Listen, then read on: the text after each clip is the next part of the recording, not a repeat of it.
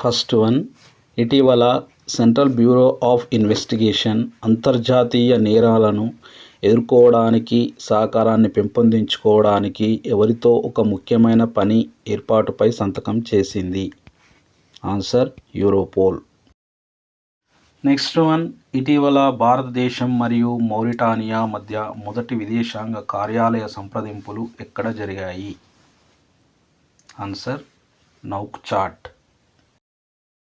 Next one, ప్రతి సంవత్సరం బానిసత్వం మరియు అట్లాంటిక్ స్లేవ్ ట్రేడ్ బాధితుల జ్ఞాపకార్థ అంతర్జాతీయ దినోత్సవాన్ని ఎప్పుడు జరుపుకుంటారు? Answer 25 March. నెక్స్ట్ వన్, ఇటీవల డిజిటల్ న్యూస్ పబ్లిషర్స్ అసోసియేషన్ కొత్త అధ్యక్షుడిగా ఎవరు ఎన్నికయ్యారు? Answer Mariam మమ్మేన్ Matthew. ఇటీవల జరిగిన 3వ ఇండియన్ ఓపెన్ జంప్ పోటీలలో మహిళా లాంగ్ జంప్ ఈవెంటులో 6.67 మీటర్ల వ్యక్తిగత అత్యుత్తమ మార్కును నమోదు చేసి బంగారు పతకాన్ని గెలుచుకున్న క్రీడాకారిణి ఎవరు?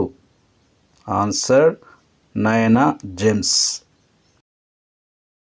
నెక్స్ట్ వన్, ఇటీవల ప్రేగ్ ఇంటర్నేషనల్ చెస్ ఫెస్టివల్లో ఫ్యూచర్ కేటగిరీ టైటిల్ను గెలుచుకున్న మొదటి భారతీయుడు ఎవరు?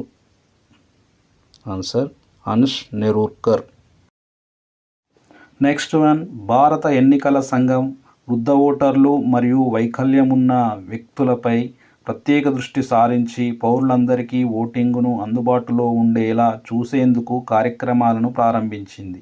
దీని నినాదం no voter should be left behind. Next one, Shiva మరియు శక్తి అనే 2 పురాతన నక్షత్ర ప్రవాహాలను ఏ టెలిస్కోప్ కనుగొంది? Answer Gaia telescope.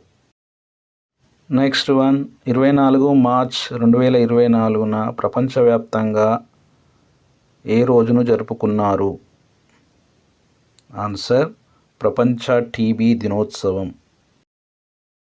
Next one, 2030 నాటికి భారతదేశ సౌర వ్యర్థాలు ఎన్ని టన్నులకు చేరుకోగలవు?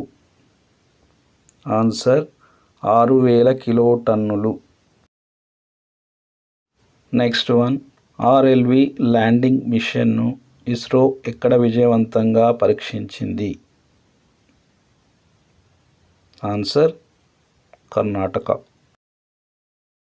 నెక్స్ట్ వన్, హైతీలో చిక్కుకుపోయిన భారతీయులను రక్షించేందుకు ఏ ఆపరేషన్ ప్రారంభించబడింది?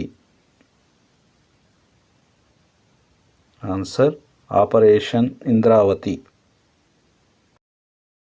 నెక్స్ట్ వన్, భారతదేశపు మొట్టమొదటి బ్యాటరీ నిల్వ గిగా ఫ్యాక్టరీ ఎక్కడ ప్రారంభించబడుతుంది?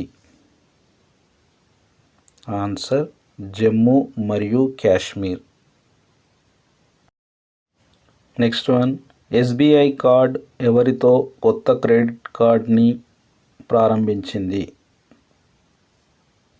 Answer Titan company. Next one, T20 ఫార్మాట్లో 12,000 పరుగులు పూర్తి చేసిన తొలి భారతీయ ఆటగాడు ఎవరు? Answer Virat Kohli.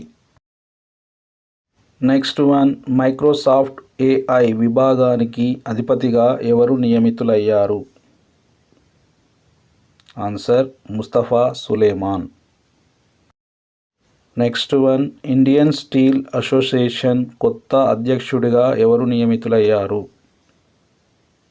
Answer Naveen Jindal. Next one, Mumbai municipal corporation కొత్త కమిషనర్గా ఎవరు నియమితులయ్యారు? ఆన్సర్ భూషణ్ గాగ్రాని.